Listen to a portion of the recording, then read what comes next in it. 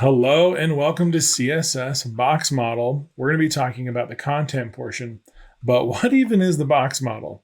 Well, as you can see here, we can see that there needs some spacing between these tags, these anchors that we built. If you recall, we've got them down here. You'll also remember that we've got this big nasty image. Let's go ahead and uncomment it really quick to see it again. So I'm going to go over here, join me in doing this. Delete our image comment and then get the bottom part so we don't have any issues. And there's that big crazy image again. Well, we need to be able to control these things, and with CSS Box Model, we can do those. So by the end of this module, we'll be able to get this image under control with sizing, and let's get to it. So first things first, I want to keep this web page untouched, unfettered with any trial code. We'll keep this, our own web page. So let's make a new code pen to focus on box model for the next couple modules. You don't have to do this if you don't want to, but if you'd like, you can jump over here, hit this icon up here. It's going to say leave site. In fact, I'm going to say save so I don't lose the image save. Then I'm going to go over here and hit pen again. And I'm going to go ahead and name this CSS Box Model Overview. I already wrote it once, so it's showing up. There we go.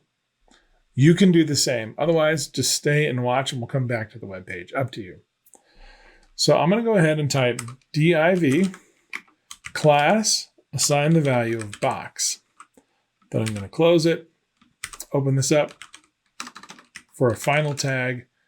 And then I'm going to go to my CSS and type in dot for the class, box, open and close curly.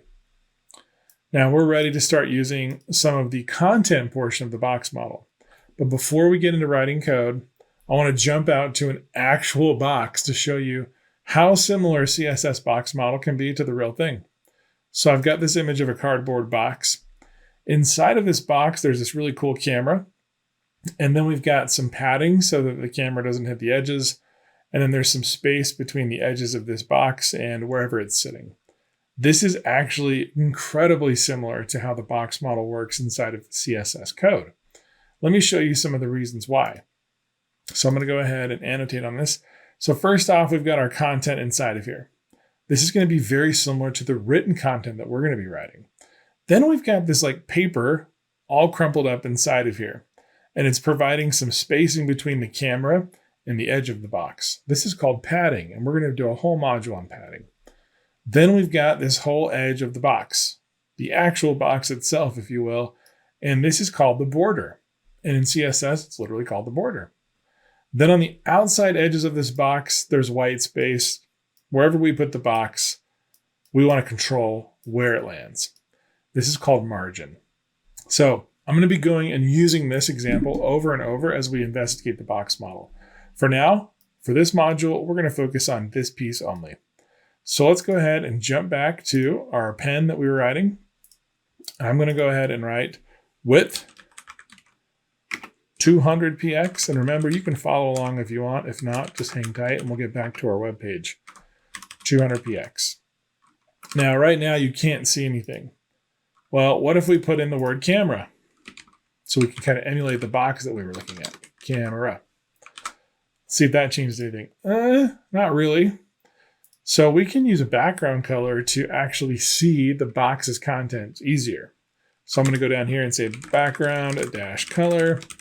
And I'm going to say steel blue because it's a cool color and we haven't used it yet. I'm also going to make that font size bigger so we can see it. And I'm going to make the color white. All these things we should know now. So you can see we've got camera inside of the box, similar to we have a camera inside of this box. That's pretty cool. So you can see that it's actually similar to real life boxes. And I think it's actually helpful to make that connection now as we continue to see some of these things in CSS. All right, how does this interesting camera box benefit us at all in our website? Well, let's go back to our web page. So if you're still there, great. If not, got to hit back a couple of times.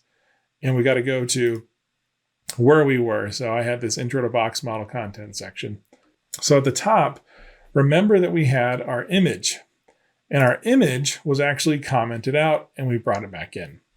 So here's our image. I'm going to go ahead and refresh the page because there must have been a little thing here. We should see our big image. There it is.